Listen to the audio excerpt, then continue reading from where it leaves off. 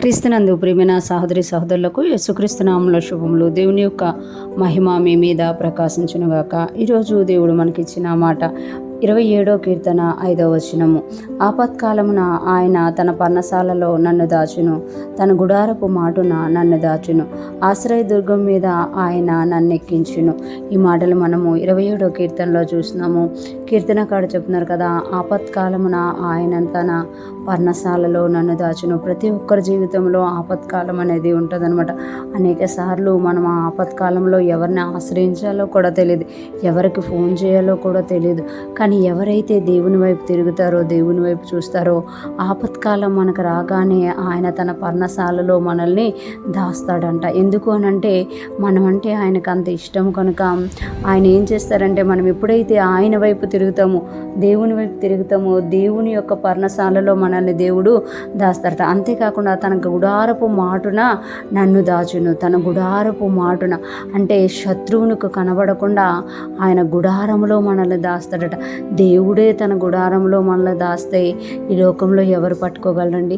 ఏలియాని ఆహాబు తరుముతాడు, చూస్తాడు, కానీ ఆహాబును వెతకడానికి ఏలియా పంపించని దేశం లేదంట.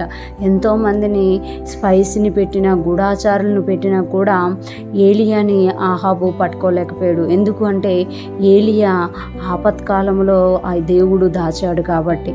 ఎవరు ఊహించని స్థలాల్లో దేవుడు ఏలియాని దాచారు కాబట్టి. ఏలియాని కాదండి, ఎవరైతే దేవుణ్ణి ఆశ్రయిస్తారో వారందరినీ కూడా దేవుడు తన పర్ణశాలలో దాస్తాడు, ఇంకా తన గుడారపు మాటున దాస్తాడట. ఆశ్రయదుర్గం మీద ఆయన నన్ను ఎక్కించును. ఇంకా ఆశ్రయదుర్గము మీద ఎక్కిస్తాడట. ఆయనే మనకు ఆశ్రయదుర్గము, ఆయన మీద మనల్ని ఎత్తుకొని మోస్తాడంట. ఈరోజు ఫ్రెష్ మనం వింటున్న ప్రతి ఒక్కరూ జ్ఞాపకం చేసుకోవాలి.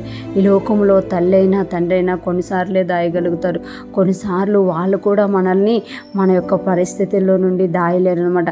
కానీ దేవుడు ఇక్కడ చెప్తున్నారు కదా, నేను నిన్ను దాస్తాను, నా యొక్క పర్ణశాలలో నిన్ను దాస్తాను, నా గుడారపు మాటను దాస్తాను, కావాలంటే నా మీద ఎక్కించుకుంటాను, నా ఆశ్రయ దుర్గము మీద ఎక్కించను. అంటే దేవుడు ఎత్తుకొని మనల్ని మోస్తూ ఉంటాడు అనమాట.